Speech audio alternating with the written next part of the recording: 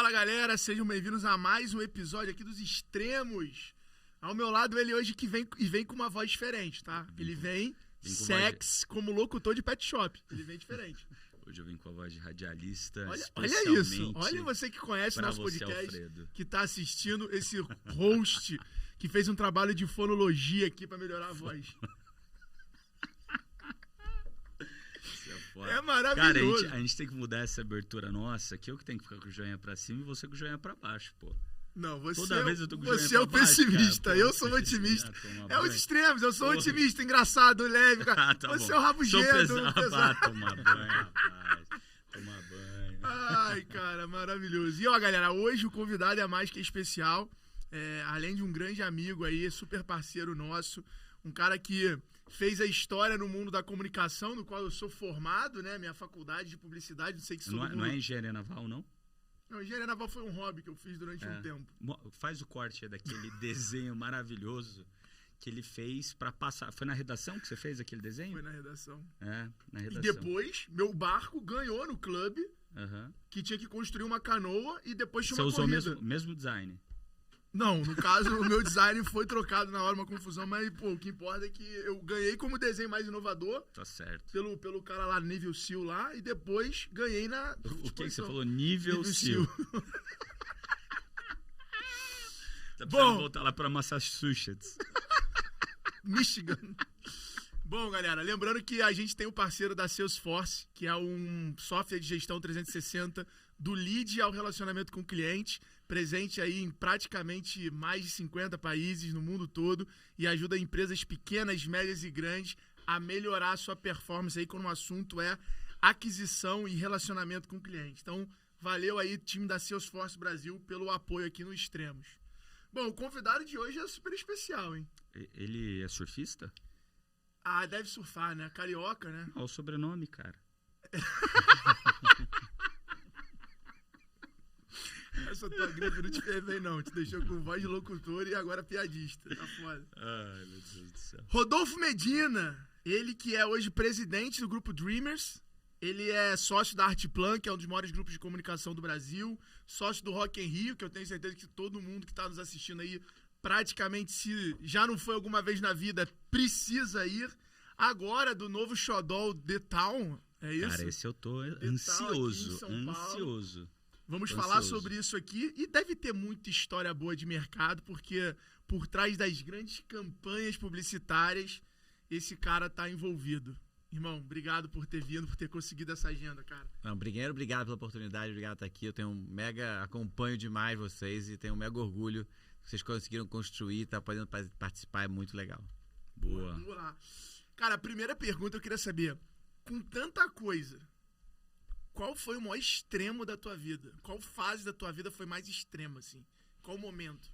Olha, eu acho que a pandemia foi um momento talvez mais extremo, acho que meu e de muita gente. Acho que de alguma forma a gente se confrontou com o fato de que, afinal, podemos morrer, e a gente sentiu aquela história de que como é que a gente... E quem tem negócio com muitos funcionários, muita gente envolvida, ficou numa preocupação, como é que a gente bota todo mundo em casa, com segurança... E aí depois, como é que a gente ia fazer os negócios sobreviverem à distância, né? Foi muito... Hoje em dia, a gente vê que a distância funciona, que o híbrido está funcionando, mas naquele momento eu tinha certeza que não ia funcionar. E por outro lado, foi muito bom para o Grupo Dreamers, né? Depois que a gente passou aquela primeira fase de colocar todo mundo em casa, a gente passou por uma grande reformulação de negócio e cresceu demais. Então, também gerou oportunidade. Mas foi o momento mais extremo e mais difícil de todos. Hoje, eu acho, só pra galera que tá ouvindo a gente conhecer e entender mais, o que hoje é composto o Grupo Dreamers? Olha, o Grupo Dreamers é um grupo hoje de comunicação. Ele lá atrás nasce dentro da Artplan. A Artplan é uma das principais agências, tem 56 anos de história no mercado de publicidade, foi fundado pelo meu pai. Dentro da Artplan nasce o Rock in Rio. Né? E o Rock in Rio nasce de um briefing de uma cerveja para lançar uma nova cerveja, num produto novo no mercado. E a entrega daquele briefing foi construir uma grande ativação que por trás dela estava o Rock in Rio, o maior festival de música do mundo, no momento de abertura política do Brasil, direta já, então o jovem na rua. Roberto queria fazer alguma coisa para a juventude. Então dali vem essa gênese, esse sonho, essa capacidade de sonhar e fazer acontecer. Então o Artplan já era, o grupo Artplan já era um grupo consolidado, importante, tinha ali umas 12 empresas, mas ele não trabalhava como grupo. eram empresas separadas, que tinham sócios, os mesmos sócios, mas que trabalhavam independente. Na hora que a pandemia veio, de alguma forma a gente se alinhou pelas dores. A gente entendeu que os problemas eram os mesmos de todo mundo. Tinha que botar todo mundo em casa, botar em segurança, como é que fazia para funcionar à distância. E ao mesmo tempo, como a gente também não sabia como é que os negócios iam sobreviver, a gente criou um comitê de oportunidade. Era o comitê de crise e um comitê de criação de oportunidades para saber o que a gente vai fazer. Que animal. E foi a primeira vez que a gente juntou os principais talentos criativos por pura necessidade num grupo de WhatsApp. Não era nada mais que grupo de WhatsApp. E aí começou a surgir um monte de ideia legal. Olha, juntos somos muito mais fortes. A gente tem que fazer alguma coisa que de fato funcione como ecossistema. E aí a gente foi para casa lá dia 16 de março. E em maio a gente já fez o rebrand do grupo, virou o grupo Dreamers. E aí a gente começa a se ver como um ecossistema. Hoje são 17 empresas diferentes, todas nesse mundo de experiência, comunicação e entretenimento, que é onde a gente sabe navegar. E acho também que tem uma história de que nessa retomada, né, nessa transformação dos meios de comunicação, que todos nós estamos sofrendo, a importância que o consumidor, a relevância da fala do consumidor, né, como é que a forma de se comunicar com ele mudou, fez com que muitas oportunidades fossem surgindo dentro da mesma esteira da comunicação. E a gente, como um grupo E o Grupo Dreamers é interessante porque ele é um grupo muito diferente dos principais grupos de comunicação que estão atuando no mercado brasileiro, que são essencialmente grupos multinacionais, seus maiores. Porque é um grupo de prestadores de serviço num pedaço que a gente faz, mas do outro lado é um grupo de empreendedores. Grupo de empresários brasileiros que entendem uma oportunidade e a partir daí a gente vai investir nela com tudo que o empresário passa, que é correr risco, dar certo, dar errado. E como a gente tem pouca burocracia, porque somos poucos, isso fez com que a gente conseguisse crescer muito rápido. Então, hoje são quantos funcionários? 1.500 funcionários. Que animal. 17 marcas, 17 empresas diferentes. Dessas 17, 15 surgiram dentro de casa. Oportunidades que a gente foi vendo de negócio, outras a gente investiu. O caso da V4, que é parceira de vocês. Agora o caso da Black Dragons, que é um time de esporte que a gente entrou nesse mundo de games. É interessante a cabeça. Quer dizer, a gente entra na Black Dragons para aprender, sim, o mundo de esporte e competição, mas mais que isso, para entender a linguagem do mundo de games. A partir daí a gente cria, junto com a Black Dragons, uma agência chamada Game Code, que é para levar a nossa expertise e construir narrativa de marca, mas com gente que seja endêmica. Em vez de parecer um grupo de publicitários tentando decodificar aquela linguagem, como é que traz a galera que é do game para decodificar essa linguagem para as marcas. Estamos falando aqui de mais do que esporte e competição, mais do que entretenimento, o mundo de games é uma nova linguagem para se comunicar com essa juventude. E a gente precisa aprender a estar falando de forma pertinente nesse universo. Foi para isso que a gente trouxe a última novidade, que é a Black Dragons. Que animal. E Rodolfo, deixa eu perguntar um negócio. Você tem 17 marcas diferentes hoje embaixo da Dreamers, né? Qual que é a estrutura que você tem hoje para tocar essas 17 marcas? São 17 CEOs diferentes? As 17 empresas têm sócios diferentes? Como é que funciona isso? Porque é bastante coisa, né? Olha, primeiro a gente está aprendendo, tá? A gente também a gente erra um monte, constrói empresas que eventualmente não deram certo, e aí tudo bem, a gente pivota elas. Mas o que a gente entendeu que a única maneira de crescer da forma que a gente está fazendo é tendo as lideranças e os nossos principais talentos de sócio das operações. Então a gente abriu para todo mundo que está liderando ser sócio. Então, não são todos que são sócios, mas a gente tem os principais talentos sócios dessas novas empreitadas, participando do negócio com a gente. Mas eles participam do grupo também, como um todo? Então, você tem uma holding lá em cima, onde tem um grupo de sócios, e depois você tem sócios em cada uma desses lugares. Tem alguns lugares que tem executivos, sim, mas a gente tem sempre a possibilidade, a gente quer sempre ter espaço para a principal liderança, para um time de lideranças estar participando com a gente do negócio, porque é o único jeito de crescer de forma estruturada. Você não consegue. Não dá pra gente olhar esse monte de negócios diferentes. E como que você faz a alocação de capital entre elas? Porque imagino que você tenha projetos que vão super bem, que são os cash calls, né? E dali você tira um volume de dinheiro, seja para distribuir em dividendo ou até para você pegar esse dinheiro e colocar em novas iniciativas. E como você aloca capital entre essas 17 marcas, ou cada uma sustentável hoje, e como que você decide, tipo, você falou, a gente já acabou com um ou outro projeto, como você decide a hora de acabar com o projeto? Olha, a primeira coisa, como é que a gente aloca capital? a gente tem a holding construída e essa holding toma as decisões de novos investimentos ou não. Cada empresa dessa tem um P&L. Nem todas elas, né? A gente tem empresas em fases diferentes, né? Uhum. Tem lá a Artplan, que está lá há 56 anos, a Dream Factory está lá há 20 anos, e tem lá o Black Drive que acabou de nascer. Ela tem um plano de construção de crescimento, e naquele momento tem investimento ao longo desse período. E a gente tem que entender se ela está fazendo sentido aquele investimento, está dentro do planejado, e a partir daí a gente acredita e investe. Em determinados momentos você percebe que um negócio ou outro não funcionou como a gente planejava. E aí tá tudo bem. A gente volta para casa e diz, olha, isso aqui não deu certo. Quais são os talentos que estão ali que a gente pode aproveitar em outros negócios nossos e tenta... É um grupo muito centrado em pessoas. Então, entendendo que hoje tem que cuidar das pessoas que estão com a gente, tem que estimular os novos talentos, que a gente tem que estimular o tema da diversidade. A partir daí, a gente consegue ter olhares muito diferentes. Mas não acerta sempre, né? Não acerta sempre. Muito bom. Eu tenho uma dúvida que eu acredito que você possa me responder. Curiosidade mesmo agora, e eu acho que vai ser interessante. Como é que funciona esses grupos de comunicação? Porque assim, quando começou essa onda de WPP, né, desses grandes grupos de comunicação comprarem as agências brasileiras, né, ou entrarem de sócia, a Artplan era uma das maiores agências do Brasil. E a Artplan ela sempre foi por fora do grupo ali.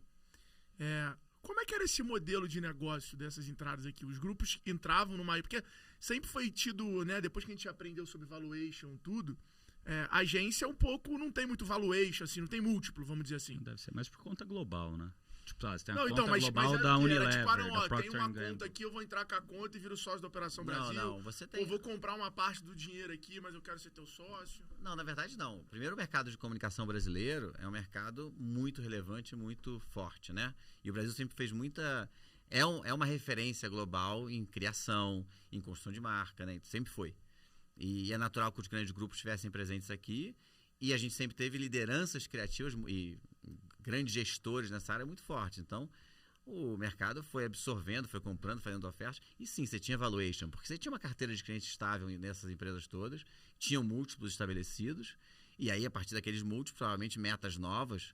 Então, é um mercado muito... que gera existiu grana, não foi só tipo, vamos se juntar. Não, existiu tipo, dar liquidez para os sócios. E tem super lideranças relevantes no mercado. A diferença aí você mas por que a Artplan não passou por esse processo? Não, porque tem muito a ver com a cabeça do principal gestor. Quer dizer, o Roberto nunca teve interesse nesse tipo de movimento. Teu pai sempre foi muito cena, né? Sempre foi muito Brasil, não foi... Mas sempre foi. Ele é um apaixonado pelo brasileiro. Ele falando, todos os podcasts que eu ouvi, tudo, A gente tem o privilégio de ter o fundador muito próximo, né? Então, eu hoje sou CEO, sou presidente do Grupo Dreamers, mas a verdade é que a gente tem lá nosso guru inspirador tá lá, né? E o Roberto é muito ativo. Ele está ativamente na construção do sonho do Detal, desse projeto, a força propulsora de botar ele para andar é muito na cabeça dele. Tem um mega time por trás apoiando, mas a história tem ali uma gênese criativa importante. E ter ele ali como um cara que, com aquela força de execução também, é um privilégio. Então, é um exemplo, né? A gente pode usar, né? A gente recorre muito. Olha, vamos lá recorrer ao Roberto, ver qual é a opinião dele. Então tem esse privilégio. Como que foi essa sucessão, se é que ela teve? Tua agenda hoje é Grupo Dreamers. Não tem mais a Artplan, é parte da tua agenda. Hoje é Grupo Dreamers. Eu tenho uma função bastante próxima do dia a dia da Rock World, né, que cuida do Rock in Rio e do Detal, porque ali a área de relação com o mercado, relação com as marcas, comunicação, eu estou muito envolvido. Então, eu divido a minha agenda entre as empresas todas do Grupo Dreamers. A Artplan, por ser um dos maiores negócios do Grupo Dreamers, também te consome mais. Tem muita minha atenção. Mas hoje tem um CEO lá. Hoje tem um Fadiga de presidente, tem um CEO para cada operação. Boa. Então, tem uma estrutura super relevante e robusta. E como que foi a sucessão com o Roberto? Olha, foi super natural, né? Engraçado que você viu que eu chamo o Roberto de Roberto, né? É algo que a gente nota aqui.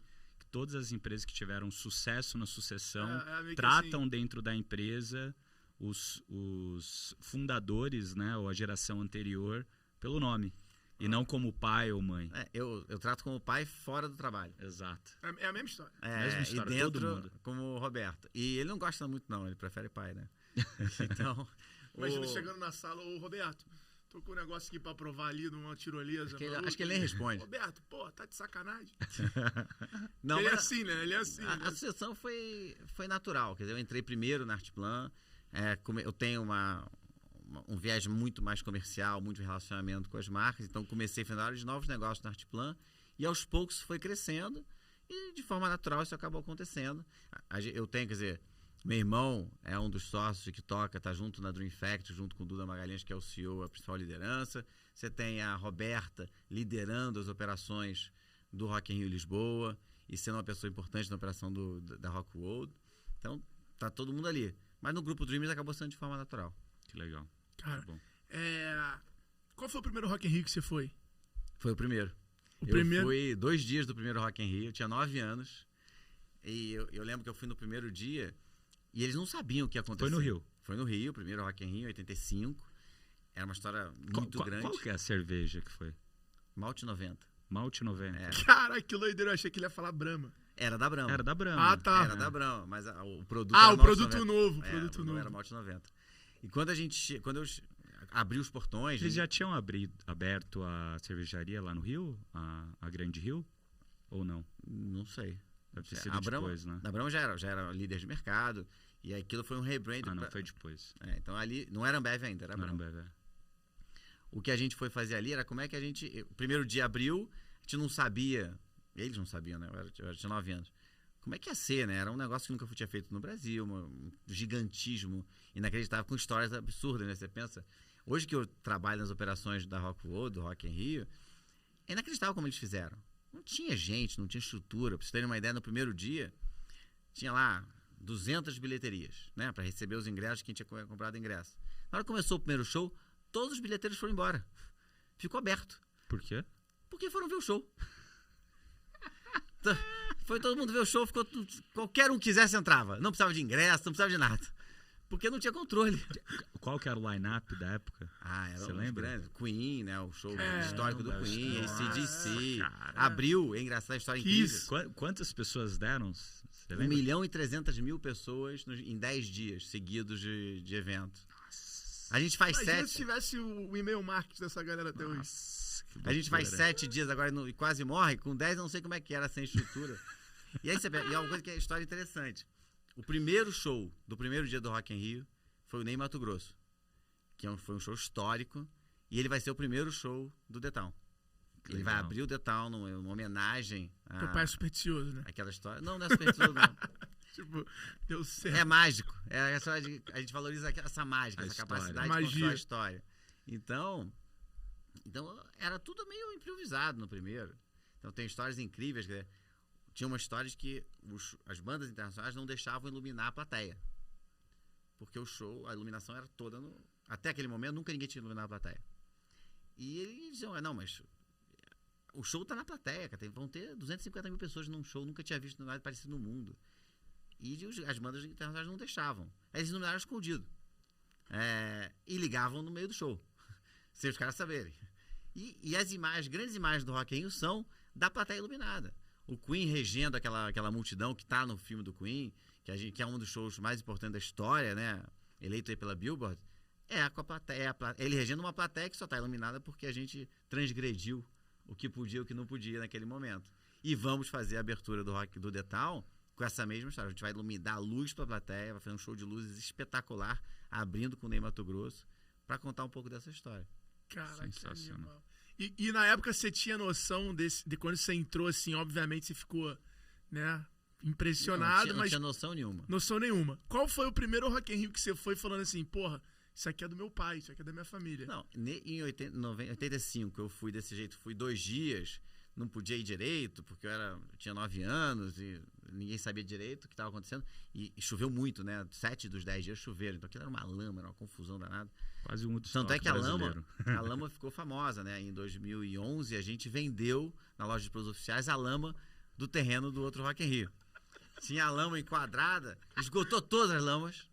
Todo mundo tem lá a lama que foi lá no primeiro, tem essa recordação. Melhor vendedor que você. Porra, acabou, melhor vendedor que você, acabou o podcast. Esquece, o cara vendeu lama, meu irmão. E sold out o lama. microfone e Pode sair. soltar, bota o corte aí e deixa rolar. Deixa viralizar. Não, é verdade, é um kitzinho, uma homenagem ao terreno. Câmera foca em mim, chupa Disney. O Brasil vem de lama. Tinha Brasil, porra. A gente vem de sonho, cara, a gente vem de experiência. Na experiência, mas muito bom. Vou mandar pra vocês. Pra vocês Porra. gostarem. Vou mandar. Eu vou deixar aqui no meu escritório, também, aqui do tipo, lado. Vou botar Porque no ela- acervo, rapaz. Porque ela Porra. foi mágica, aquela lama foi mágica.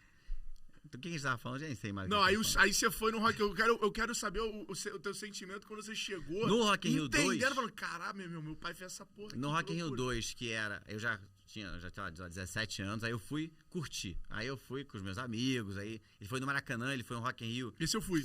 Foi 8 anos depois. Foi. O segundo. Ele aconteceu em 85, depois, porque a gente teve uma história muito dura, né? Brigas políticas. Naquele momento a empresa quebrou por causa daquele primeiro Rock in Rio. Depois ele volta em 91. Depois, Quebrou a empresa? Quebrou porque o pai dele, pra conseguir executar a experiência que ele desenhou, o budget do briefing não dava, né? E não aí, era só isso, a gente tinha uma história de que a gente ia construir a cidade do rock para ficar para muitas edições. Por um problema de briga política da época, o governador da época obrigou a gente a destruir a cidade do rock. Então todo investimento que foi colocado ali Foi pra zero. foi para zero. Então aí você não conseguiu, não rentabilizou no tempo que tinha que ter rentabilizado todo aquele investimento. Então ele acontece em 85, 91, que é esse que eu já era mais velho. Que aí eu fui Esse foi o que curtir. veio o Guns. Que ou foi não? o Guns, foi no Maracanã, que é muito diferente da nossa experiência, porque é num estádio, não é exatamente eu não como... fui nesse, não. Eu fui no outro que vai ter mais um no Maracanã. 2001, não, só teve um Maracanã. 2001 volta pra cidade do rock lá de trás, que aí foi... fui nesse. Que é esse que Que vocês tinham uma protege fazia Isso. Isso. Foi. segurança. Então você tinha em 2001 e depois aí ele vai pra Portugal, faz uma trajetória, aí sim, 2004, com recorrência, que foi uma grande diferença na nossa história da entrega da experiência, porque de 85 para 2000, para 91 e para 2001, tinha muito poucas pessoas que se repetiam. Depois de 2004, quando a gente começa a conseguir construir uma equipe que aprendia, errava, acertava e conseguia melhorar para o próximo, porque você tinha a cada 2 anos, isso começa a construir de fato uma máquina de construção de um projeto que conseguisse se repetir. E aí depois você vem ao Brasil em 2011, com um momento econômico já diferente do Brasil, e de lá para cá a gente acontece a cada 2 anos, e agora a gente está vindo para o Detal. Sensacional. Animal. cara. Que a ideia é mais ou menos virar uma agenda aí também. O Detal vai acontecer a cada 2 anos, sempre intercalado com o Rock in Rio. Um ano tem Rock in Rio, outro ano tem Detal. E daí o Detal em São Paulo. Detal é em São Onde Paulo, que vai ser o evento? vai ser no Autódromo. Tá. Estamos criando uma grande mobilização ali de infraestrutura para que tenha uma entrega um pouco diferente, que São Paulo tenha um espaço para eventos a céu aberto, com mais alguma estrutura. E com uma experiência. E é engraçado aqui a Detal, mas é o Rock in Rio de São Paulo. Não, o Detal é o Detal. Detal tem a sua personalidade, Detal é uma homenagem a São Paulo. A gente vai viver ali um lugar que vai respirar a história de São Paulo. Diferente do Rock in Rio, que tem a sua história própria. Eu sei de um case que eu não sei se você pode comentar aqui, mas o Detal foi um sucesso quando foi captação de patrocínio. Vocês quando anunciaram que ia fazer vocês iam executar alguma coisa em São Paulo, parece que as marcas todas já falaram, cara, eu quero estar. Nunca é assim tão fácil. A gente Do faz. jeito que você contou, cara. É. Caramba. Não, até eu mas quero pareceu que patrocinar foi um agora. arrasta pra cima, patrocínio Dental aqui. Não foi assim, não. A gente tem uma relação muito sólida com os nossos patrocinadores, com o mercado, né? E aí o Rock in Rio vem fazendo com uma frequência importante. E, graças a Deus, um projeto de sucesso. Então, quando a gente vem para o mercado de São Paulo com um produto, com um conceito forte, com uma estrutura forte, com aquele nível de entrega que a gente pretende fazer, as marcas acreditaram e vieram, sim, com muita força. Quer dizer, a gente tem todos os patrocínios já comercializados. Muitas marcas do Rock in Rio repetiram, outras que não estavam lá vão estar com a gente no Detal. Mas todas entendendo que é com a sua personalidade, com o seu jeito, um projeto completamente, conceitualmente diferente, mas que vocês perceberem na comunicação, nesse primeiro ano, a gente usou um pouco do que o cinema usa, né? Dos mesmos organizadores do Rock in Rio, o Detal. A gente trouxe, né, um pouco da história, embora sejam marcas e produtos diferentes, para que a gente entregue aquela credibilidade que a gente conseguiu construir para um novo produto. E assim ele segue a vida dele. Tem uma coisa que eu sei que queria que você comentasse de onde veio essa ideia. Não sei se veio sua, do teu pai ou de alguém do time, mas todo fornecedor do Rock in Rio precisa ativar a marca no evento. Então você vê Prosegur fazendo ação, você vê o cara do container fazendo ação. Não é que todo fornecedor precisa, mas a gente, os projetos, e aí, de novo, tem lá um time liderado pelo Luiz Justo, assim, um time sensacional, muito poderoso mesmo, que é capaz de fazer entregas desse tamanho, mas somos uma plataforma de comunicação. E se somos para as marcas, podemos ser para os fornecedores. Não são todos que têm tamanho para isso, não todos têm estratégia para isso, mas tem alguns, como a Prosegur, por exemplo, que faz e usa isso muito bem. Então, não é uma obrigação, mas é uma oportunidade para esses que estão envolvidos. Então, a gente, de alguma forma, constrói essa história. Boa. Cara, deixa eu perguntar um negócio aqui. Eu tenho muita curiosidade, cara, isso do Rock in Rio. Conta uma história assim, engraçada, pitoresca, que aconteceu no Rock in Rio, inusitada, assim, seja de banda, seja do acontecimento, e que te marcou e que você conta pros teus amigos, tem cara, tomando história. Um vinho. Assim. Eu sei que tem muito. Conta as duas principais, mais engraçadas. Sem contar quem fez, senão não pode. Mas é uma atração importante, internacional, foi em Lisboa, que a gente mexe com 100 mil pessoas, né? Tem uma estrutura de horário muito regular, sempre está mexendo com essa multidão, todo mundo tudo tem que funcionar bem. A gente brinca que segurança para esse tamanho essa quantidade de gente é o transporte certo, né? É a limpeza do ambiente, é a alimentação correta e não pessoas fazendo segurança. Então tudo é ali pensado para que funcione bem para o público, né? E acho que o que está por trás do sucesso do Rock in Rio, por exemplo, que a gente pretende repetir no Detal, é o olhar para a experiência do consumidor. É como é que a gente faz a melhor experiência. Como uma marca líder, a gente tem a obrigação de estar trazendo na frente do mercado. Mas você tem as atrações internacionais que às vezes criam situações especiais. Então tinha lá uma banda que tinha que entrar no palco, era o principal daquela noite, em Portugal, e o cara disse, não vou entrar. Não vou entrar. Aí o cara da produção... Que nem o Drake, né? O Drake. Não, o Drake. Não, o Drake. Não, o Drake fez isso agora, pô, não veio. Que loucura, cara. E aí mas como não vai entrar? Não vou entrar, esqueci a minha calça jeans no avião. Avião lá no aeroporto de Lisboa. Aí o cara, mas canta com outra calça jeans, tem 200 calças, não é possível só ter uma calça jeans. Não, calça jeans não quero, só tem que ser aquela. Aí mobiliza todo mundo, pega alguém da produção, arruma os batedores da polícia, vai até o aeroporto, correndo, porque tem um monte de gente pra assistir. Pega a tal da calça no avião do cara, traz pra cá. Aí o cara entra sem a calça. Não pergunta. Mas o cara traz o show, cria uma confusão danada no dia a dia. A gente bota a cidade de cabeça pra baixo pra arrumar a calça e ele vai sem a calça. Mas não foi pelado, né? Não, ele foi com a outra calça que ele tava. Porra, era só com a outra calça. Que loucura, cara. Isso... Era alguma campanha pra Leves. Mas não usou alguma arte de guerrilha da Leves, não é possível. Cara, que loucura, cara. Isso deve acontecer várias. Acontece muitas vezes, mas... Top 3, conta mais. Essas histórias são muito boas. Não, mas conta de uma demanda engraçada no segundo Rock in Rio, aquele do Maracanã, o Prince, que era um artista super excêntrico, pediu 700 toalhas brancas. E não tinha, né? Aí eles saíram comprando em todos os motéis da cidade. Porque o cara não pede com antecedência, pede em cima da hora.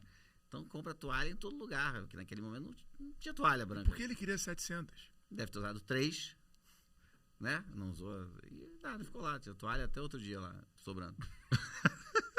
Rock in Rio 2042, tem toalhas brancas ainda? Do Prince, obrigado, Prince, valeu. O legal é a marca dos motéis que tem embaixo, né? Já que a gente tá nesse tema, eu queria te perguntar, o Justin Bieber tava doente mesmo? Não sei. Eu nem sei que história foi essa. Não sei. Tentei botar no meio do contexto, vai que ele responde. Era gripe, era influenza. A verdade é que ele fez um show espetacular, depois ele cancelou a turnê, então a gente não tem acesso exatamente à informação completa, mas ele fez um show no Brasil espetacular. Vocês acabam criando alguma relação com os artistas, falando, encontrando antes? Ou os caras realmente... Mais com as estruturas. Lá no dia, né, a gente tem uma equipe que... Eu não, mas tem uma equipe que cuida. O Luiz Justo está muito próximo das atrações, das equipes principalmente. Mas você não cria uma grande... Tem muita gente que toca com a gente muitas vezes, então você vai criando mais relação. Mas é uma estrutura muito profissional, uma estrutura que chega, entrega e... Cara, eu vejo você lá, a gente sempre se encontra quando tem Rock in Rio, E eu vejo você lá, cara, uma ação imparável ali, vendo tudo. Mas é com as marcas, com o público. É isso, não é isso. Com os artistas. Confirmando tudo, vendo essa internet. Eu lembro de você monitorando a velocidade da internet, tipo... Porque quando a internet cai é um problema enorme. É, hoje em dia, então... viraliza bem menos, né?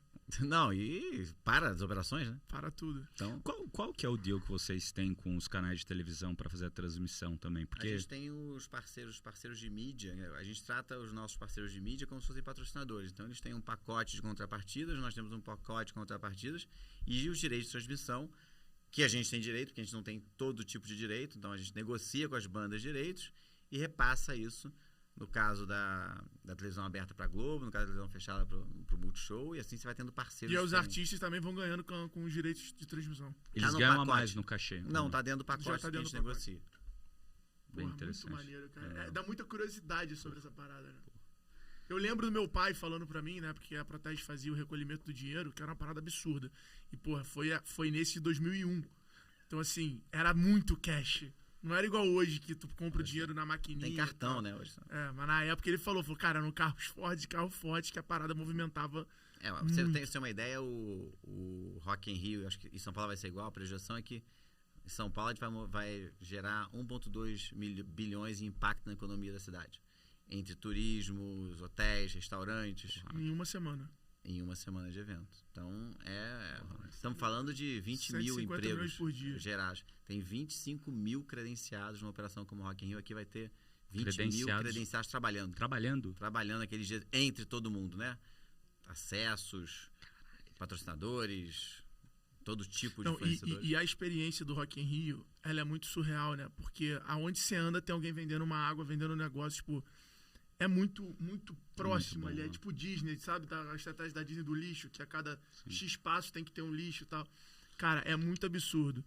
É muito absurdo. Teve um evento grande agora no espaço lá da cidade do rock, que, cara, tem recebido uns feedbacks da galera comentando, às vezes, dessa estrutura. Porque não tem como, né? O evento lá, vamos fazer um depara pra entrega do Rock in Rio. Tem que cuidar da entrega. Ele é muito bom, né? Olha só, vamos dar uma... Eu quero perguntar mais uma coisa. Qual que Então, foi o maior aprendizado teu indo para Portugal? E por que vocês foram para Portugal? Qual que foi o racional? O Roberto foi procurado por um empresário local, um brasileiro que morava lá, com essa ideia. A gente queria começar uma trajetória internacional. Portugal acabou sendo um movimento... era um movimento como o nosso primeiro, mais simples de fazer, por causa da língua, tinha facilidade. Tinha uma relação com o Brasil muito forte, até por causa das novelas, né? Tinha uma história forte. Foi um lugar que recebeu a gente, assim, excepcionalmente. Então, desde 2004, a gente faz a cada 2 anos, sem parar. Então, tem quase o mesmo número de Rock in Rio já teve aqui e tem lá. Sensacional. Então, fomos muito bem recebidos. É um lugar que abraçou a marca. E foi o nosso primeiro passo para fazer uma trajetória internacional. A gente já fez 3 eventos na Espanha, em Madrid. Fez um em Las Vegas. Então, começou ali essa experiência internacional nossa. Legal. Depois que começou a vir essa era dos influenciadores, dos telefones, do smartphone, potencializou ainda mais a exposição do Rock in Rio? Eu acho que mudou a forma de expor o Rock in Rio, né? Eu acho que, primeiro, aquelas fotos são surreais. Os nossos temas, né, geram muita conversa. E acho que as redes sociais, a geração de conteúdo, é sobre conversa relevante, sobre conversa que cria engajamento. Então, isso acontece muito. Então, se a gente puder ajudar a incentivar, a monitorar e a entrar nas conversas relevantes, sim, você gera um resultado potencial muito maior. Mas sempre tivemos, né, a mídia de massa, e a mídia de massa no Brasil é muito importante nessa construção. Então, o nosso parceiro, que é a Globo, ela constrói uma plataforma muito, muito poderosa. E ali nos dias de evento, tanto na transmissão do produto, quanto na conversa gerada, é o grande momento, né, de conversa nas redes. Como é que é a sensação do esgotamento de ingresso em minutos? E depois, como é que você lidar com as pessoas te ligando, que nem eu, pedindo ingresso? Não, porque eu falei, mano, não tô conseguindo comprar. Você me dá o contato de alguém. Alguém deve ter isso aí. Mas o que a gente faz... Primeiro, uma coisa que é interessante. A gente trabalha cada momento de venda como se não fosse vender um ingresso. Né? Tem a responsabilidade, o cuidado, a força da comunicação é como se a gente nunca tivesse esgotado. essa compulsão sobre fazer a melhor comunicação, sobre engajar mais, o countdown. Não, tanto é que vocês zeram os ingressos e continuam fazendo comunicação. Até porque é sobre contar uma história, né? É sobre criar uma plataforma para que todo mundo possa falar dela. E não é só sobre a venda de ingressos. Então, e aí você cria uma ansiedade em cima daquele produto que, graças a Deus, tem funcionado bem. A procura pelo card foi excepcional, né? A gente esgotou o card ali em poucas horas. Agora, dia 18 de abril, a gente começa as vendas. Então, aí o card é o ingresso? O card é um voucher, na verdade. É um voucher que não tem a data. É o ingresso, só que você pode escolher o dia que for, depois que a gente lançar o line-up. Então, esse cara tem a preferência. Você compra na pré-venda. É, uma pré-venda, podendo escolher qualquer dia. O que é maravilhoso, né? Que é muito melhor. Muito e pelo melhor. mesmo preço. Não, muito melhor. É maravilhoso. Porque você escolhe o dia. Um Pix, não? Não tem porque esgotou. A galera tava falando que, pô, tentei comprar, não consegui. Não, acabou. todo Rock in Rio, meu amigo, não tem desenrole. Tu vai parar na mão de pessoas falando, tem pra vender, tem pra... O negócio acaba muito rápido. Você tem que fazer igual a Copa do Mundo, ficar virando noite no... Como que você lidar com cambista, cara? Olha, aconteceu um caso interessante. Primeiro, temos que, junto com os órgãos públicos, trabalhar para ir minimizando cada vez mais. Mas o engraçado é como é que a tecnologia ajuda isso, né? Vamos misturando aqui na nossa conversa. A gente sempre teve a pulseira, né? Que era a pulseira ingresso. Em função da pandemia, a gente não sabia exatamente qual seria a data, porque a gente teve que adiar uma vez o Rock in Rio e a gente já tinha as pulseiras prontas, então ficou tudo com a data errada. E aí a gente no segundo ano não queria repetir igual, não sabia qual era a data certinho que ia ter. Então resolvemos fazer o ingresso eletrônico, que a gente nunca tinha feito. E o ingresso eletrônico foi sensacional a operação. Funcionou perfeitamente e diminui muito o tempo do cambista. Por quê? Porque você é obrigado a transferir o ingresso 24 horas antes. Mesmo se eu compre para alguém, você tem que transferir 24 horas. Não dá para você transferir na porta ou na hora para ninguém. E aí você acaba com essa pressão ali, né, que sempre gera uma confusão e um tumulto na entrada do evento, que é ruim para a operação. Então, o ingresso eletrônico acabou. Não foi esse o motivo que surgiu, mas ajudou a resolver um problema que criava um desconforto grande. Que loucura.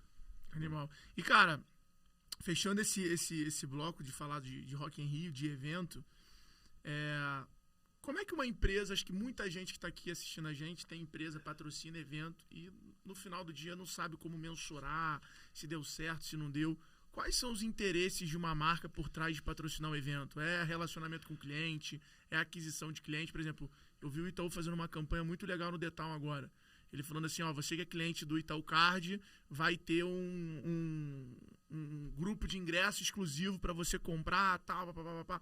Ou seja, tá usando aquilo ali como aquisição de cliente, porque no anúncio, acho que o Mion, se eu não me engano, falava, e você pode pedir o teu cartão que ele chegue em até 7 dias e ainda fazer parte. Ou seja, não tava usando como benefício para quem já tem, tava usando para adquirir, né? Então, queria que você falasse um pouco sobre isso, você que tá dos dois lados, né? Você tem a responsabilidade de construir a ativação das marcas. Primeira coisa que eu acho que vale para todo momento de estratégia de comunicação é ter clareza do que a gente quer, né? Porque tem marcas que estão ali para ter um retorno mais institucional, tem outras que estão ali para ajudar a gente a construir as narrativas até sociais do projeto, e tem outras que estão pensando que precisam vender aquele produto naquele momento.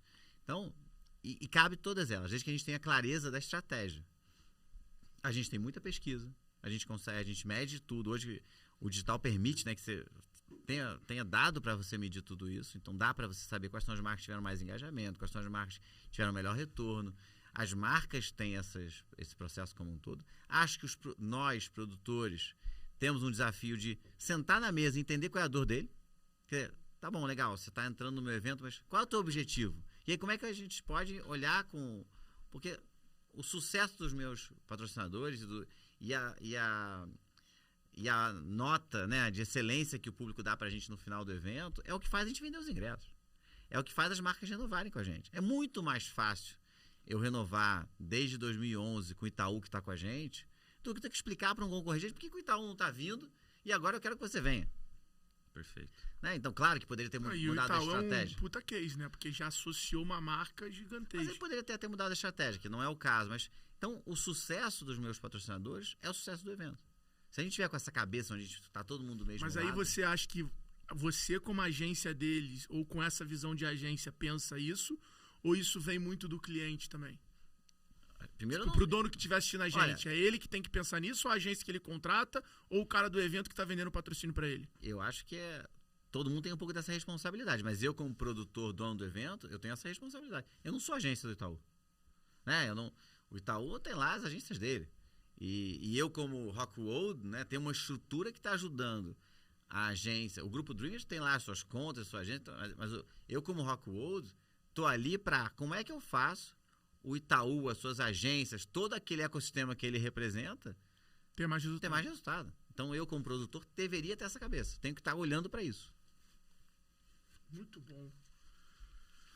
Qual foi o dia mais feliz da sua vida? O dia que meus filhos nasceram. Tirando esse. Tirando esse. Ah. Você já tem que fazer a exceção. Não vale. O dia mais feliz da minha vida? Cara, eu não sei o dia, mas tem momentos mágicos, né? E a gente está falando muito dos festivais, e vocês estão convidados para viver essa experiência com a gente agora no Detal, se vocês quiserem. Já queremos, né? Já tá fechado. Quer muita Já gente. tá fechado. Eu vou até Quer pra separar. cacete. E no dia do show do Foo Bom, tá Fighters, gravado, meu filho a gente vai quer junto, muito. viu? A gente, na verdade, se eu não me engano, nasceu com Júpiter com ascendente na Lua pra ir no Detal. Então tá Era resolvido. tudo uma coisa astrológica também. Mas para você estar ali na hora que a possibilidade de você construir um projeto do zero, né? Você vê ele crescer e você vê na hora que o público entra, primeiro, cara, e eles entram com uma emoção, entram correndo como se aquele show já estivesse acabando, não, e na verdade ainda nem começou, né? Para estar ali dentro, aí aquela emoção de ver o teu sonho se realizando, que é um pouco que a gente tem no Grupo Dreamers, que é a capacidade de sonhar e de realizar, né? De fazer. Acho que vocês devem ver isso aqui. Mas eu no sinto G4. um amor bem grande pelo Detal, assim. Quando você fala. Desde que você começou a falar O comigo. Detal é nosso, eu sinto nosso que tá filhote. Eu sinto que tem É o uma. bebezinho, eu é o sinto que bebezinho. tem o. O Como é Rock que in é Rio. o filho mais novo? Como é que é?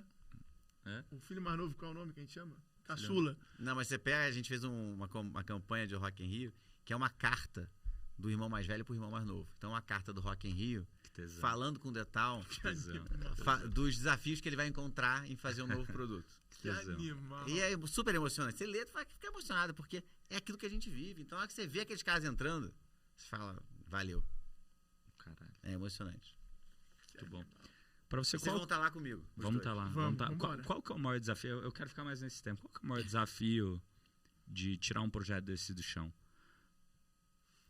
Eu acho que o maior desafio é você trazer aliados para o teu sonho. E eu acho que isso passa por abrir uma empresa, passa por montar um negócio novo. Não dá para fazer nada sozinho. Então a gente precisa ter gente junto, gente competente, capaz de sonhar com a gente e fazer acontecer. Então é impossível fazer um Rock in Rio, um Detal, uma empresa nova sozinho.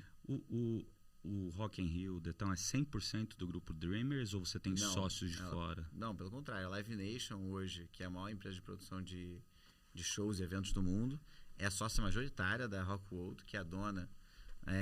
Nós fomos os fundadores, né? E depois eles entraram do Detal e do Rock in Rio, né? É uma criação da Rockwood, do projeto.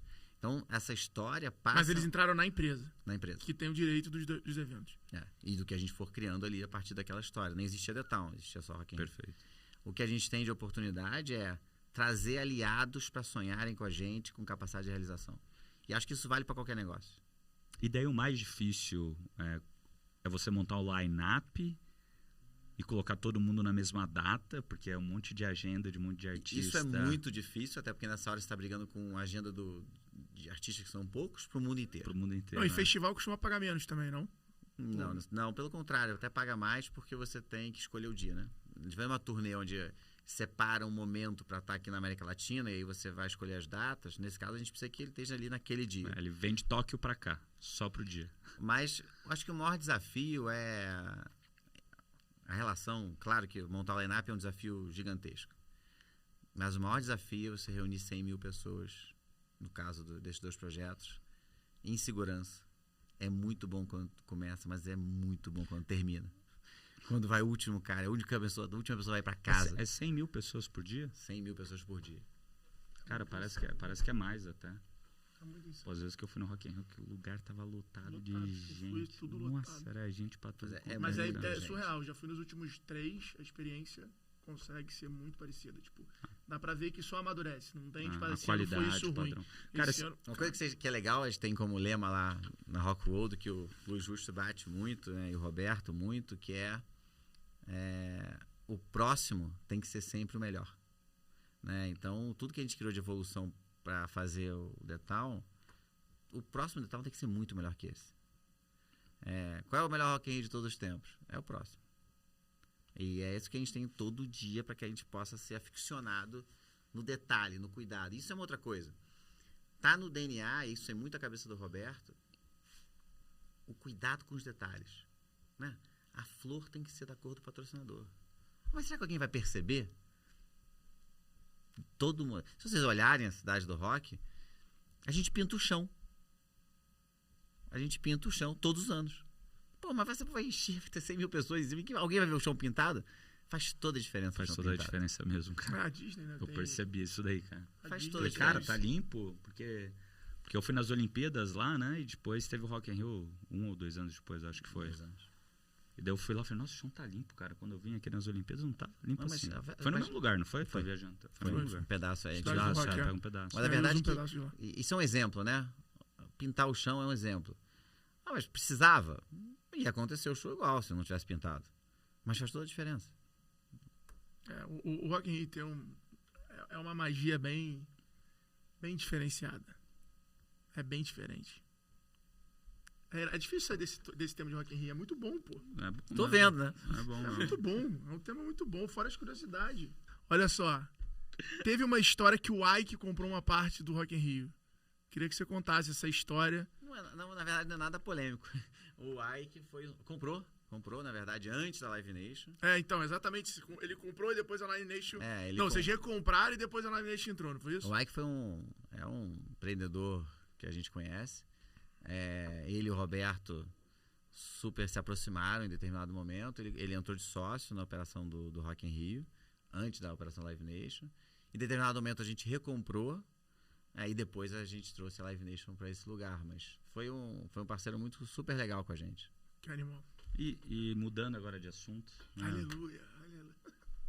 Quais que foram os principais, né? Voltando para aquele tema de sucessão, o que foram os principais ensinamentos e aprendizados que você teve com o Roberto ao longo dessa jornada, desde os, né, talvez antes Top dos 3, 9 top anos, que você tá próximo e acompanha, e provavelmente é difícil de você conseguir separar a sua infância, a sua juventude, seu momento de adulto, fora do que foi Olha, empreender.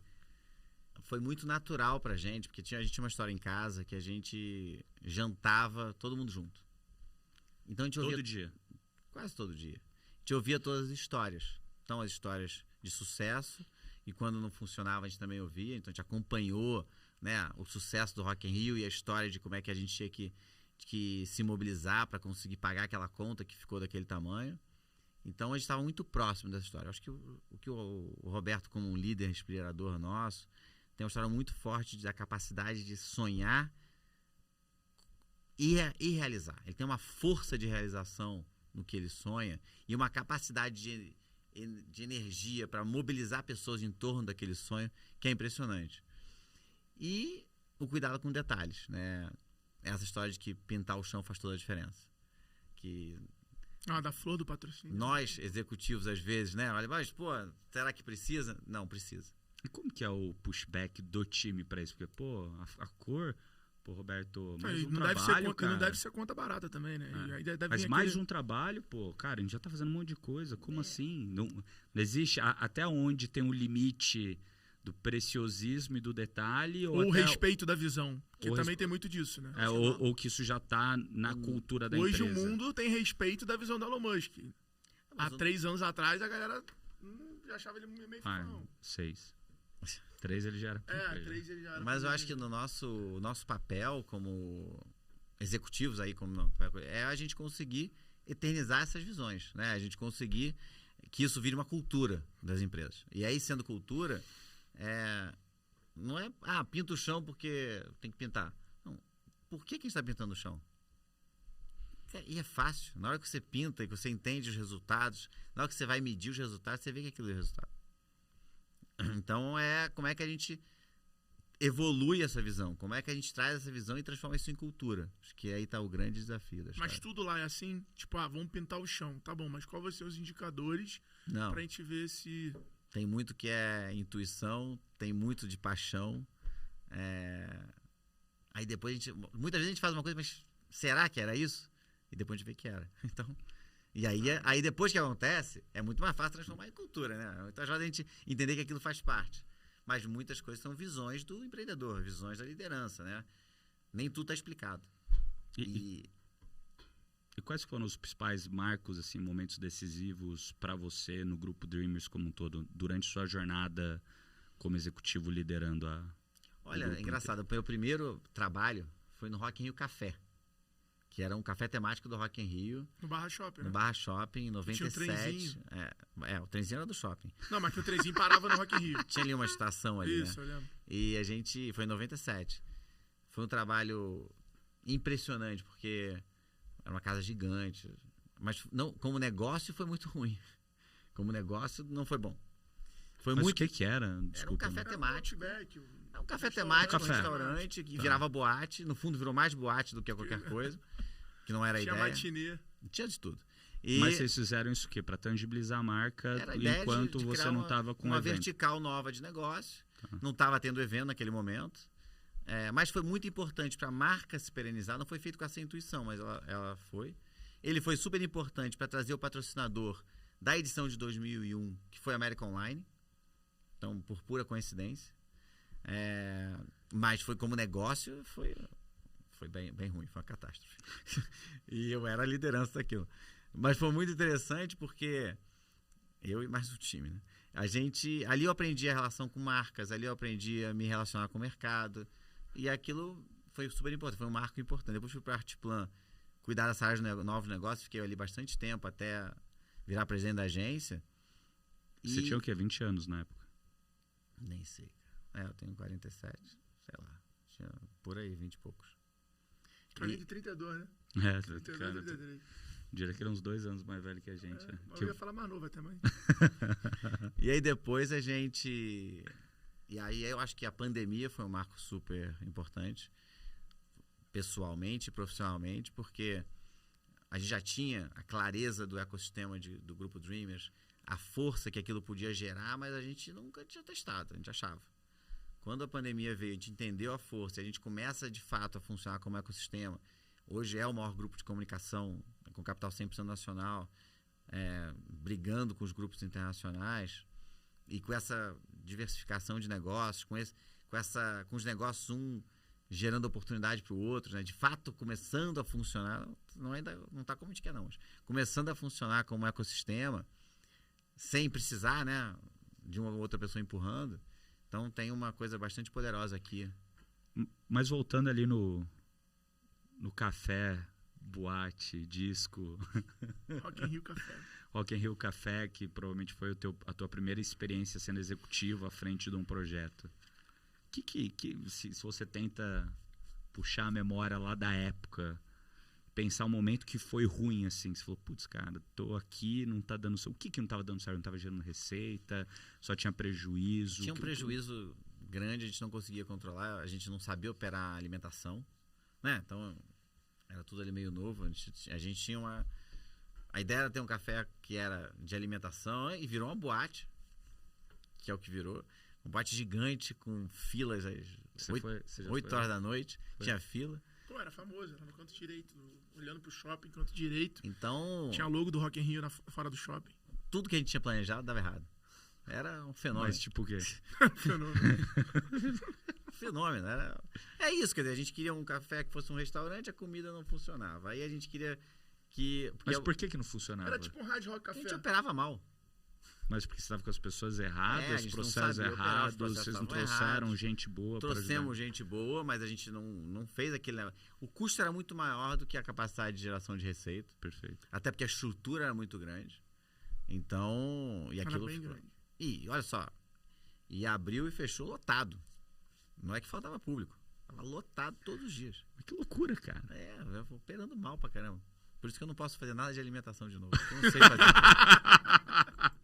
Mas o que você aprendeu dessa época? O que você traz de maior lição? Ter os talentos certos no lugar certo. Trazer gente que saiba do ramo. Eu brinco que alimentação é um desafio enorme, mas é um negócio sensacional. Mas tem que ter gente que seja do ramo, e ali a gente não tinha as pessoas certas para fazer essa operação. Eu não tinha experiência naquele momento. E de alguma forma, o mercado levou a gente para um outro tipo de entrega, que era da experiência noturna, boate, não sei o quê, que não funcionava. Também não funcionava. Enchia, mas não era o suficiente para resolver, porque passava a noite cheia e o dia vazio. Perfeito. E para você, depois, cara, que imagino que você vê ali todo o fechamento de fim de mês, faltando dinheiro, alguém tinha que bancar. Provavelmente... Aí te chamava de pai. Aí eu tinha que... Eu tinha um monte de Aí sócio. tu falava, o pai, deixa eu te falar aqui, vem cá, senta aqui. Não, aí eu tinha que ir lá, prestar conta, dizer, não, agora temos o meu sócio, o Leonel, que é um dos líderes aqui do nosso grupo, brinca sempre, que eu ia lá, chegava com um projeto novo, aí voltava 3 meses depois, sabe aquele projeto? Não deu certo. Tem que pensar um outro. Mas teve um monte de coisa que deu certo, foi um sucesso, como boate, mas como negócio, não foi. Mas aí, pensa se ele não foi, né? Se não tivesse tido ele, não tinha tido o Rock in Rio retomando. Rock in Rio não teria voltado na força que voltou, porque a gente não tinha o projeto de fazer Rock in Rio de novo, porque não tinha sido um negócio de sucesso. Mas o que eu acho que é interessante é isso. Independente de não ter sido um sucesso financeiro, ele foi um sucesso em todos os outros pontos. O Roberto entregou tudo que tinha que entregar e mais. E aí a marca ficou forte. Isso foi de quando a quando que ficou aberto? Não, eu tô falando até do festival aí, no caso. Ah, tá. Em 85, né, quando o primeiro foi muito difícil, a briga política, Sim. mas eles entregaram. Mesmo em determinado momento, já sabendo que aquela conta não ia fechar, mas a entrega era a prioridade. Ele vendeu um imóvel, né, pra poder cobrir. O prédio da Artplan, que era o prédio da Lagoa, da Artplan. Naquele momento, mas a marca saiu forte.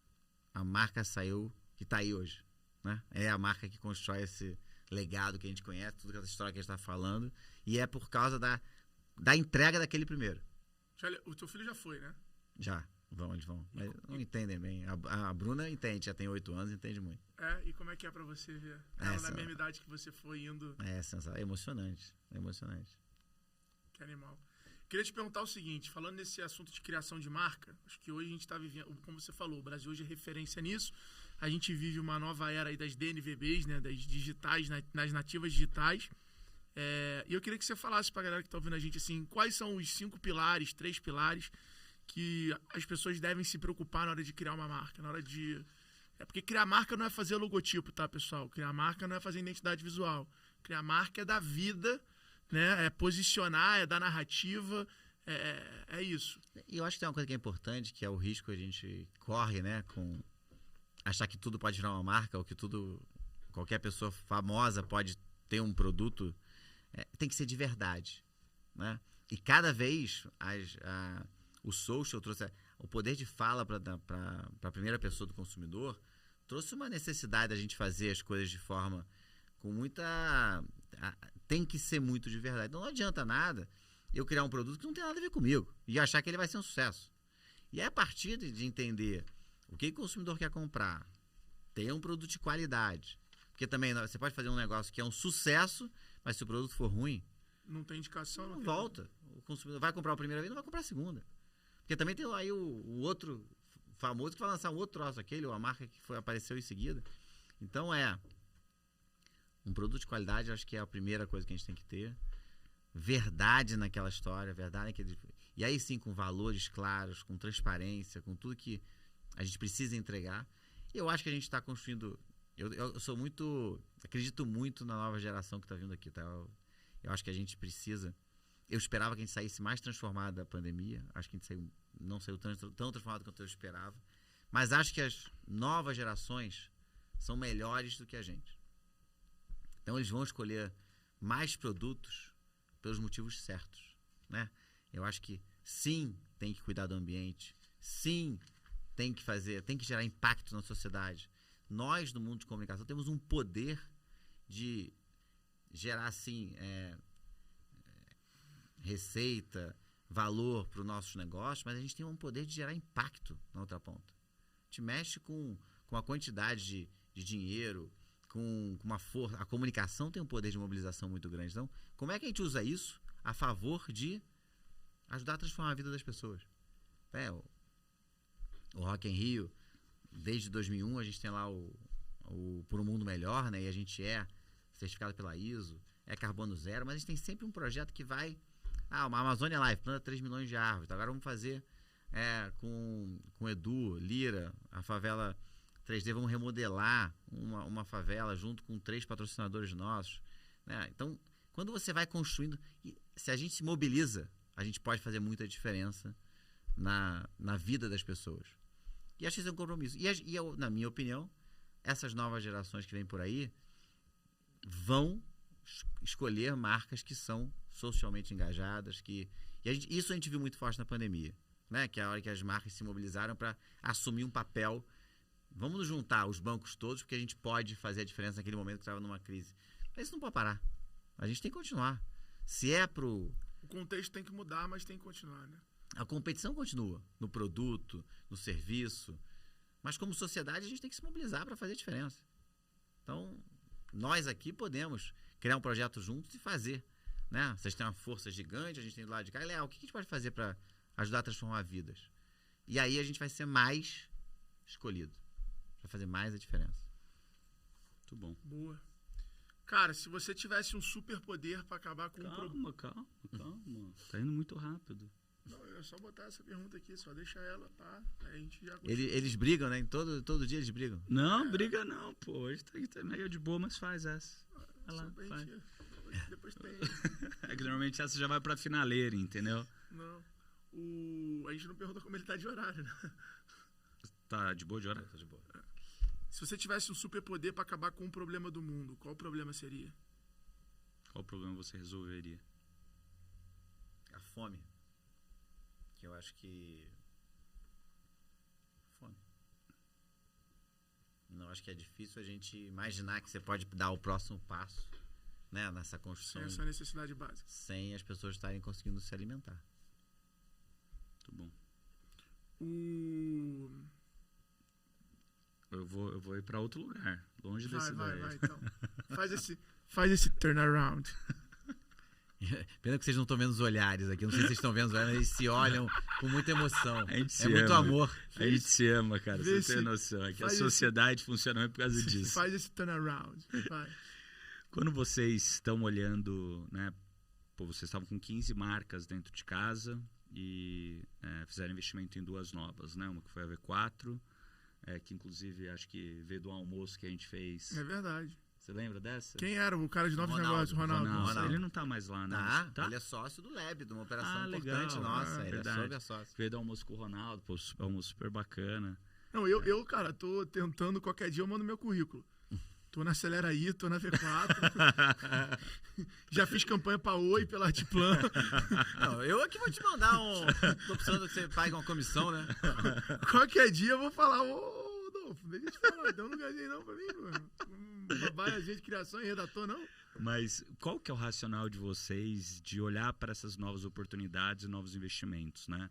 Porque uma coisa é a V4, que ela é uma gigante no marketing para pequenas e médias empresas, um lugar que as agências grandes talvez não consigam entrar ou até que não faz sentido como agência grande trabalhar com esses clientes menores. E do outro lado agora, você falou da Black Dragons, que é esse time de gamers, que agora você entra também com uma agência para conseguir capitalizar em cima de toda essa audiência com quem é nativo daquele lugar e, de fato, falando a verdade, que pelo que eu já entendi que é um dos valores de vocês, né?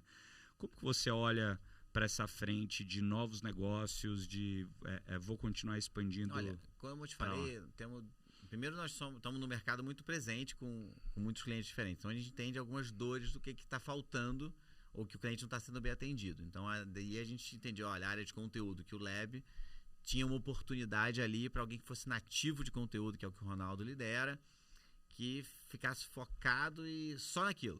Legal, aí criamos o Lab. Foi um spin-off da área de conteúdo da Artplan, lá atrás, e aquilo foi. Então, algumas dessas empresas são spin-offs do que a Artplan já fazia e que foram atendendo dores ou nossas ou dos nossos clientes. Depois tem a cabeça de entender oportunidades, eventualmente que não são spin-offs. Por exemplo, tem uma empresa que a gente é apaixonado, que é a 12358, Fred. que é uma sociedade do Grupo Dreamers, com a Mandala, do Lourenço, e com a Tátil, do Fred Gério. Os grupos... Vem aqui, Fred, vem aqui. Pois é, um super... Um Genial, sócio genial. Ia vir na data que eu não posso. Genial, ele é genial. E aí que a gente se juntou para pensar um pouquinho do marketing de valor compartilhado. Que é aquela história de que sim, podemos criar projetos que impactem o negócio, mas que também impactem a sociedade. Então, no caso da 12358, é esse tipo de olhar que a gente busca nos projetos que a gente faz. Não é uma agência, ela trabalha por projetos longos, estruturantes, né?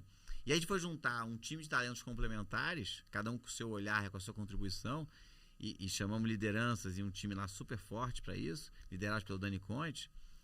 Então aquilo ali foi... O Fred falava de marketing de valor compartilhado muito.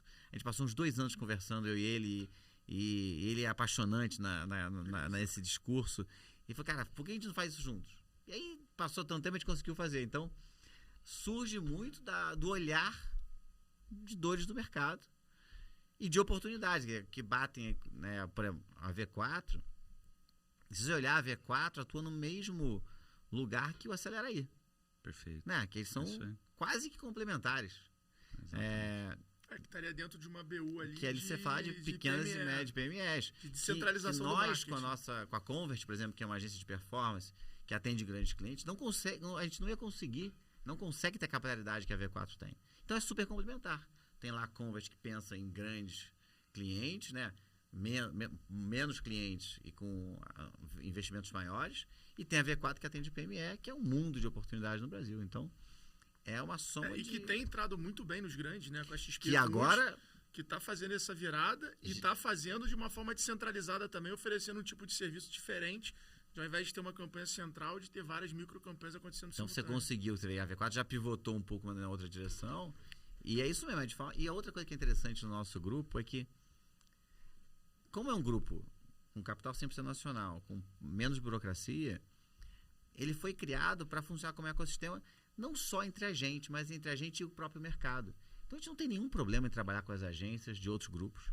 A gente trabalha com concorrentes, que são concorrentes eventualmente de uma agência, mas não são da outra. Perfeito. Ou são de um negócio, mas não são do outro. E tá tudo bem, que se for melhor para o cliente, que aquela entrega seja composta por alguém nosso de conteúdo e uma agência de um outro grupo, tá tudo bem. O sistema é para funcionar assim mesmo. E aí acho que ele fica mais... Ele gera mais resultado para todo mundo. E quando a gente pode, ou quando a gente tem oportunidades e projetos próprios, a gente trabalha junto. E tá tudo certo. Perfeito. Quem é o cara mais brilhante que você já trabalhou? Roberto Além do seu Medina. pai. Não valeu, ainda bem que ele... É igual a pergunta dos momentos mágicos, além dos filhos. Tirando teu pai. Sem ser o teu pai. Um cara assim que você fala assim, meu irmão, fiz reunião com um cara bizarro, cara criativo, rápido, bom. E do Pode Alfredo falar também, dois, além do dois, Alfredo, três. tá? Além do Alfredo, por favor. Eu só precisava disso pro corte, tá bom? Um abraço. Foi maravilhoso. Cara, eu acho que a gente tem, ao longo desse tempo, a gente tem o prazer de encontrar muitos talentos incríveis, né? Mas eu quero as pessoas que tu fez a reunião, que tu saiu falando assim, meu irmão, esse cara é diferente, hein? E vai das antigas pra ninguém das novas aqui ficarem... Pode falar vários nomes, mas sem... Mas pessoas que tu sente que numa reunião fazem a diferença. Pô, porque as suas reuniões devem ser muitas vezes criativas, brainstorm. Pode ser do cliente também. Eu acho que tem muita gente, cara. Eu acho que essa pergunta é muito capciosa. Porque não pode... É duro, eu me coloco no lugar dele. É capcioso, cara. Se ele falar um, outro vai ficar com ciúmes. E é difícil, porque... Mas pode fugir do cliente. Pode ser, pô, o Mariano, quando converso com ele, deve ser uma conversa animal. O Mariano... Mariano é genial, pô. Eu brinco que é o pai e filho. Mariano e... É o Marianinho. É o Roberto e o Rodolfo. Ele falou isso na primeira vez que ele me conheceu. Ele ligou pro Mariano e falou, meu irmão, o cara é igual a você. Puta merda, fudeu. Mas o Mariano é um desses caras. O Geraldinho. O Geraldo também é um desses caras. O que mais? É mais fácil falar com os amigos, que aí eu já tô mais protegido, que aí não tem problema. Não, mas uma coisa que é interessante, na história da Artplan, isso é incrível. Na história da Artplan, grandes nomes da propaganda brasileira passaram por lá, né? Fábio Fernandes passou por lá, o Nizam. O Nizam estava no primeiro Rock in Rio, trabalhando com o Roberto. E são super próximos até hoje. Tem uma história que é super interessante desses 36 anos. O Jabor trabalhou na Artplan. Então tem... E eu não estava nessas épocas, tá? Mas tem aí... Tu acha que teu pai toparia fazer o prefácio do meu livro? Novo? Todos somos uma marca? Acho que sim. Acabei de pensar nisso. Bora vender. Bora vender. Não, porra, ele tá falando disso, a gente falou de marca. Eu falei, porra, o Nizam já tá fazendo o livro comigo? Eu acho que vocês têm que marcar de fazer o podcast. Vamos lá. Não, faz... Vamos isso lá, vai ser épico. Épico. Então eu vou fazer a pergunta mais fácil. Já que eu não respondi a outra. Quais são os empresários que você admira? Cara, isso aqui é uma produção de conteúdo, não. Pô, isso aqui tá parecendo campanha política, porra. Não. Porra, 1, 2, 3 nome ali de empresários. Pode ser da antiga geração, da nova. Pô, quem é o empresário que você admira? Vai pensando aí. Quem é um empresário que você admira? Pô, pode ser global. Tem um monte. Elon Musk? Sei lá. Não, olha aí, tá vendo? Cara, pô, o cara é bom, bicho. Fez o foguete levantar e dar ré, irmão. Caralho. Eu acho que um cara... Eu, por exemplo, falaria o Rony. O Rony é um cara que eu admiro. Acho que... Rony da reserva? Eu acho que ele conseguiu fazer um negócio diferente, ele consegue ter uma rotina. O Steve Jobs tinha uma coisa interessante, fora a parte polêmica que ele também tem, que era essa fixação pela experiência, né? Pelo produto. Pela usabilidade. Né? Você tem ali você olha que o produto é diferente, o produto é diferenciado. A usabilidade dele, né? Ao mesmo tempo que é simples, você pega pela embalagem, né? Desde a embalagem até a entrega. Então acho que tem uma história forte aí por trás. E hoje tu viu que saiu o boato de que a Apple e a Disney estão conversando pra Apple comprar a Disney? Legal, hein? Mas 1,3 bilhões de usuários já em comum entre as duas. Mas outra coisa, esse é um cara, pra mim, que é o mais impressionante, que é o Walt Disney. E pouca gente fala, tu não acha? Que ele merecia Pô, o que ele fez é muito surreal, pô. De todos, assim, é o que eu mais admiro. Porque fala de sonho, fala de experiência. Estamos falando hoje, isso é fácil, né? Porra. Lá atrás, né?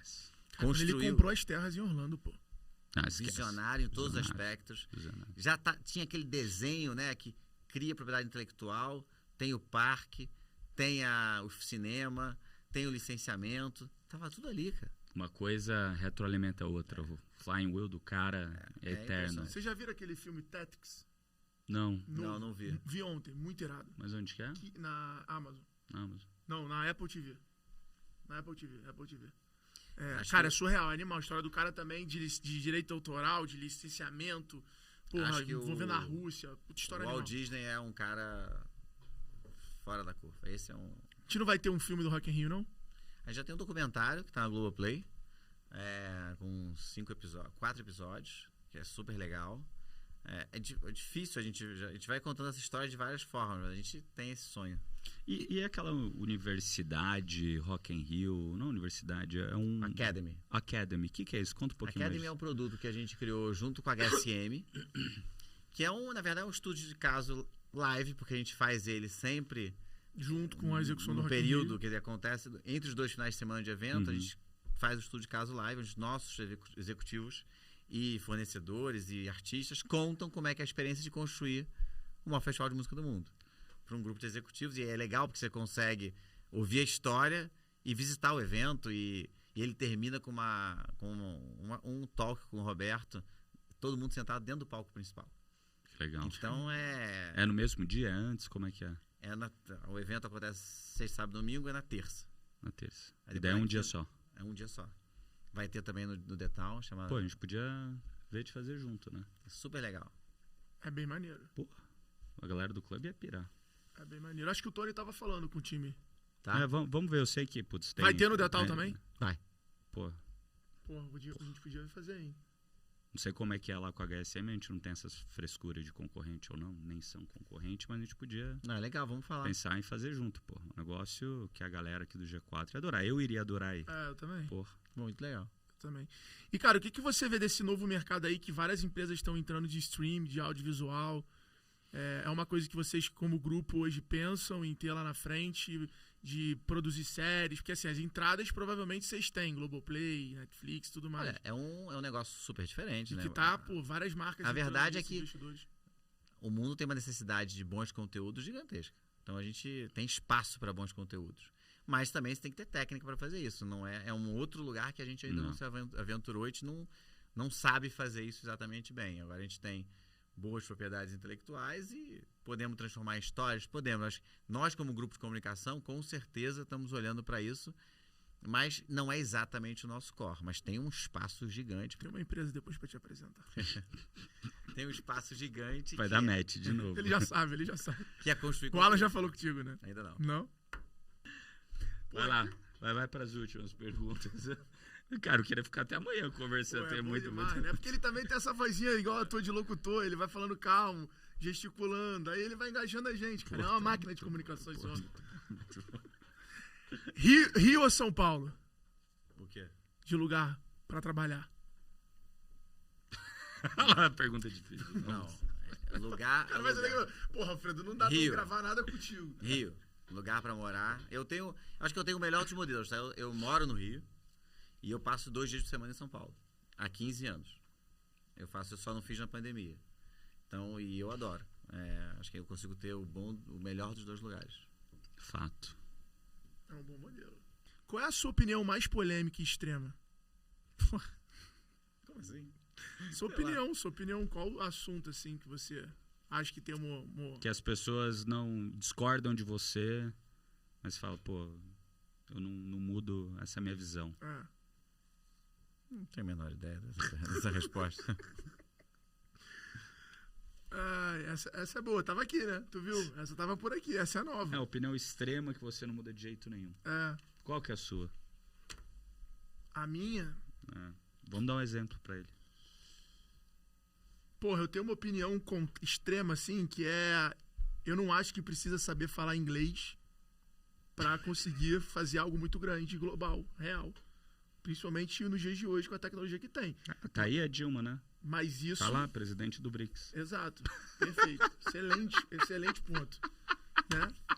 Mas isso é uma opinião minha extrema e eu sei que é uma opinião que, por exemplo, eu não posso ficar falando.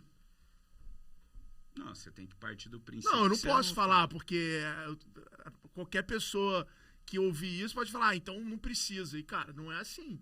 Você saber inglês te conecta num tamanho de mundo, de conteúdo, conhecimento, oportunidade muito diferente. Não, várias frustrações. Claro que você não é obrigatório, mas é óbvio que é uma ferramenta que faz toda a diferença. Exatamente. Essa é uma opinião minha que eu considero extrema. Qual é a sua? Ou é somente pra você... Me confortar? Te confortar e justificar... Mas é uma opinião minha. E justificar o fato de você não querer aprender inglês. Não, é óbvio, mas é isso que eu tô te falando. É uma opinião extrema minha. Se eu criei, é uma opinião minha. O que é uma opinião sua? É sua, porra. Tá bom. Qual é a sua? Eu não sei, eu não tenho nenhuma. E eu respondo e vocês vão sair Eu não sei, é difícil essa pergunta. Eu nunca parei pra pensar. A gente tem tempo. Vai demorar uns 2 dias pra eu pensar nessa, cara. Aí tá sendo político, porra. Cara, conseguimos então ingresso pro próximo Rock in Rio. Só dando um check aqui o que a gente conseguiu nesse podcast.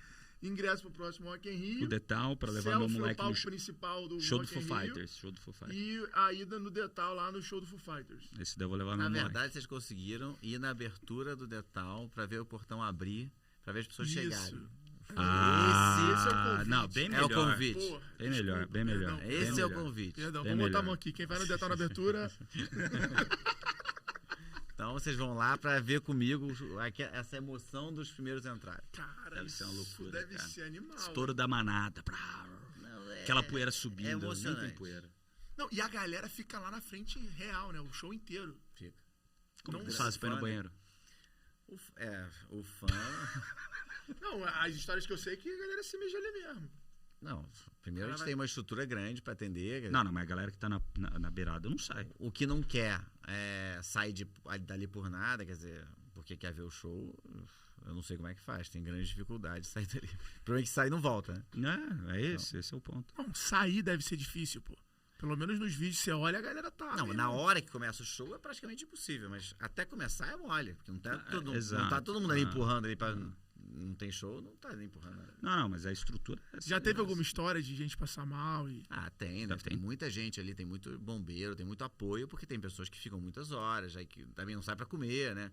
E passa mal, a gente dá água, a gente dá pra poder ajudar as pessoas. E tem gente que passa mal. E aí é ruim, porque a pessoa fez um mega esforço pra estar ali, aí não se hidratou direito, aí passa mal, não vê o show.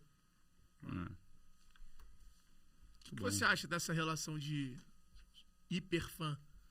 Você que acompanha isso há eu muito acho que tempo. a relação do fã ela é mágica, né? Eu acho que ela é mágica e acho que os ídolos têm que respeitar isso, né? Aquele cara que tá mobilizando a vida. Faz parte do trabalho dele, né? Tá ali, cara. Ele é aquele ídolo por causa dos fãs, então tem que ter um respeito enorme com esses fã-clubes que movimentam uma história. Diferente de quem gosta, simplesmente, né? Então, aqueles caras são parte da equipe, né? Daquele ídolo. E acho que tem que ser tratados assim. Vocês já lidaram com alguma situação de hater, assim, da galera vir em massa, falando mal, reclamando? Já, um monte de vezes, né? Tem um monte de coisa que não... Porque aquilo que a gente falou, tem um monte de coisa que não funciona. E aí, como é que você tem que lidar com essas críticas? Qual é o playbook, assim, que você acha? A gente tem uma equipe muito preparada, né, para isso. A gente tenta minimizar ao máximo, mas tem um monte de coisa que a gente não prevê, né? E aí é lidar com aquela situação para que a gente tente entender o que aconteceu e, primeiro, atuar para qualquer risco de segurança ou saúde das pessoas, o que for. Porque você imagina que em um lugar de 100 mil pessoas, né, tem gente que passa mal, tem gente que bebe muito, tem gente que... O translado é sempre complexo, não tem o que fazer. Chegada e saída, né? Saída é mais complicada que a chegada. Mesmo, eu achava que era mais de boa. Não, porque a saída todo mundo quer ir embora junto, né? E aí quando você tem 100 mil caras querendo ir embora, não vai embora. Não é o que você faz. Por exemplo, tem uma coisa que a gente aprendeu, né? Se você olhar nos nossos projetos, tem sempre shows depois do palco principal, do última banda, em tese do headliner, que é para reter pessoas lá dentro. Quanto mais a gente conseguir segurar a gente... Sempre. Quanto mais gente fica... Se você segura ali 40% daquele público, já sai todo mundo tranquilo e com segurança. E você não precisa... Não é muito, é mais meia hora, 40 minutos. Que é o tempo daquela coisa... Aí a estrutura... Não sei como vai ser em São Paulo, mas a estrutura do Rio lá... Daqueles ônibus, tudo enfileirado. Cara, que você vai entrando... Aqui tem a grande vantagem do trem, né? O trem funciona muito bem ali, mas precisa ter essa... A gente fez um acordo com a CCR, no caso, que vai funcionar 24 horas. Então não vai ter aquela pressão de que acaba e vai fechar o metrô, porque era um problema. Fechava, né? Então o cara tem que sair correndo porque vai fechar e não consegue chegar em casa. Não, ali não, vai ficar aberto 24 horas para que as pessoas possam sair no fluxo normal. Então tem um monte de cuidadinhos. Tem que preocupar com... Sinistro. Tá me paquerando mesmo? Não, eu ia fazer uma pergunta dura aqui, que eu não sei se ele vai querer responder, cara. Eu já não respondi a outra. Minha. Não, eu ia falar da estrutura de receita de um show desse.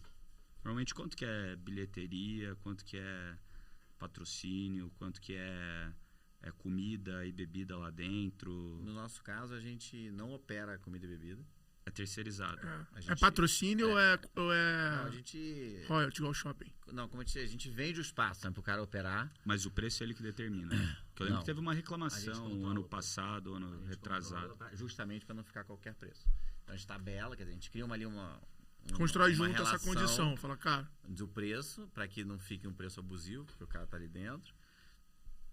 A gente não faz a operação de tudo, a gente vai operar algumas operações. O Bob está há muito tempo, né?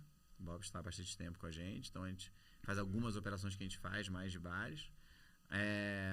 E você tem um racional de mais ou menos 70% na bilheteria, diferença no patrocínio. E fecha no positivo? Em tese... Deveria, né? Deveria em tese, bastante. Sim. Essa é o que a gente busca, mas tem projetos que são sucesso, então o racional é esse. Mas um projeto igual o Detal, o primeiro ano já dá para fechar conta? Vai depender muito da venda da de operação ingresso, agora. Tem um monte de imponderáveis num projeto que a gente não conhece, operar num lugar novo. Então, a gente trabalha para sim, claro que sim, para ser um projeto superavitário. Mas a gente precisa, vamos saber depois. E em estrutura de custo, a grande parte é pro line-up ou é espaço? Cara, é curiosidade minha como empresário mesmo.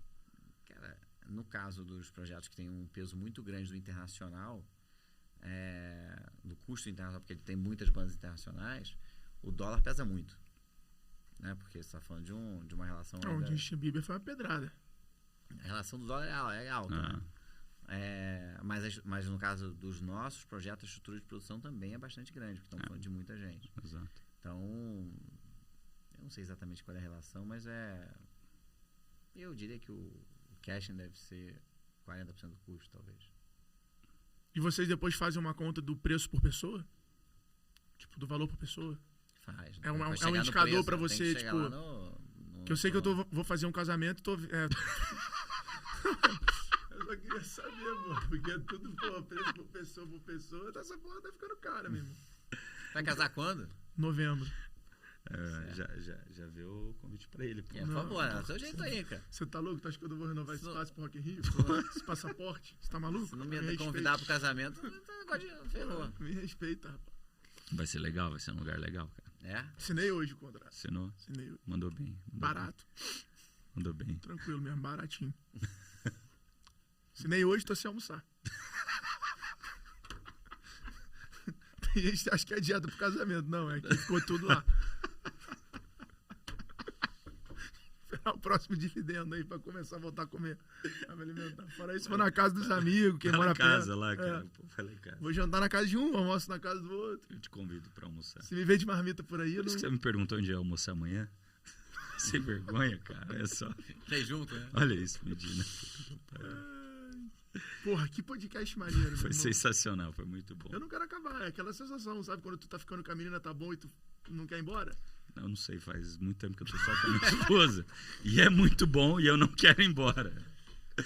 Inclusive, a gente vai ter mais um filho. Agora é público, aleluia! Oh, Pronto, espetáculo, parabéns. Exato. Uma máquina de aquisição de filhos de menino. Aquisição não, né? Growth transante, esse garoto.